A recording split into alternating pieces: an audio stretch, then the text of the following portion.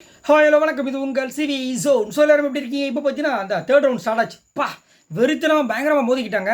அதுலேயும் குறிப்பாக பார்த்தீங்கன்னா அவங்கவுங்க ஒரு முடிவு பண்ணிட்டாங்க. நீ உன் பொம்மை எடுத்துக்கோ, நான் என் பொம்மை எடுத்துக்கிறேன், நம்ம 2 பேரும் உள்ளே வைக்கிறோம், எல்லாம் கலக்கிறோன்ட்டு.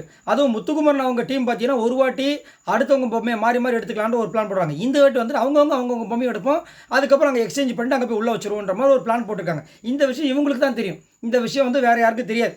ஏன்னா அப்போ தான் வந்து மாறி மாறி போகும்னு சொல்லிட்டு ஒரு சூப்பரான ஒரு ஸ்ட்ராட்டஜி.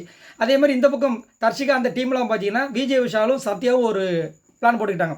அதன்படி பார்த்தீங்கன்னா தீபக் வந்துட்டு சிவாவோட பொம்மைக்குள்ளே வச்சிட்டாரு. அதுக்கப்புறம் தர்ஷிகா வந்து அருணோட பொம்மைக்குள்ளே வச்சிட்டாங்க.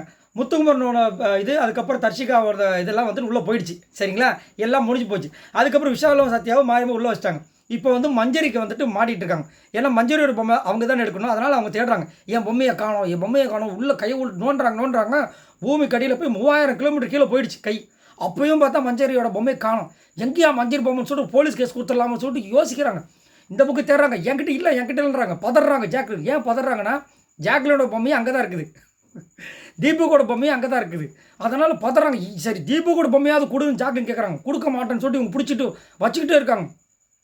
அந்த பக்கம் இந்த பக்கம் விளாசுறாங்க. அதுக்கப்புறம் முத்துக்குமரன் வர, என்னாச்சு மஞ்சரி ஓம் பொம்மை எங்கண்ணா? எனக்கு தெரியல. எல்லாரும் யோசிக்கிறாங்க, மஞ்சரி பொம்மை எங்கன்னு கேட்டு உலகம் ஃபுல்லாக கேட்குறாங்க. கடைசியில் பார்த்தா அஞ்சுதா வச்சுருக்கேன், இதோ இங்கே இருக்குன்னு. ஆஹா, என்னையா நடக்குது அப்படின்னா அஞ்சுதா பயங்கரமான ஒரு கேமு. சரி, ஏம்மா இதை எடுத்த, நீ எப்போம்மா எடுத்த, முதலையா பண்ணி பிளான் பண்ணி எடுத்துட்டேன் மஞ்சரி கேட்குறாங்க. இல்லை கடைசி தான் கிடச்சிது.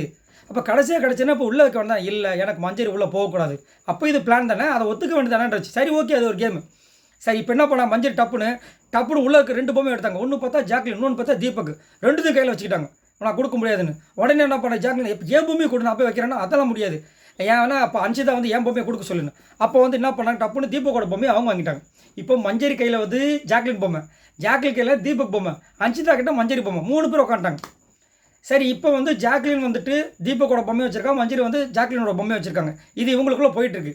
அன்ஷிதா போய் மஞ்சரி பொம்மை வைக்கலாம்ல, அதை வைக்க மாட்டாங்க. ஏன்னு கேட்டால் எனக்கு வந்து மஞ்சரி உள்ள போகக்கூடாது. அதே மாதிரி தீபக் உங்களால் விளையாட முடியுமா முடியாதா அப்படின்னு யார் இவங்க கேட்குறாங்க. அன்ஷிதா அதெல்லாம் நான் சூப்பராக விளையாடுவேன், அப்போ நான் போக முடியாதுன்றாங்க.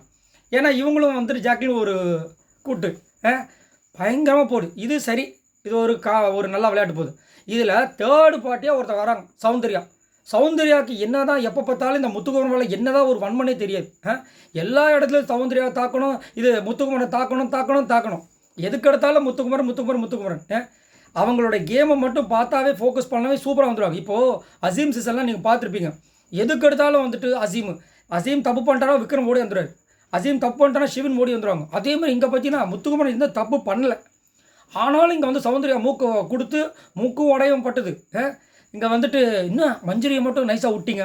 அங்கே வந்து ஒரு வேலையை சகுனி வேலையை பார்க்குறது. அவர் உனக்கு ஒரு என்னன்னு தெரியுமா, இந்த வாட்டி நாங்கள் வந்து ஒரு பிளான் போட்டிருந்தோம், இந்த வாட்டி அவங்கவுங்க பொம்மையை அவங்கவுங்க எடுக்கணும்னு. அது மஞ்சரிக்கே தெரியும், தேவையில்ல அந்த ட்விஸ்ட்டு பண்ணுற வேலையை வச்சுக்காதுன்னு சொல்லிட்டு செம்ம திட்டுனார்.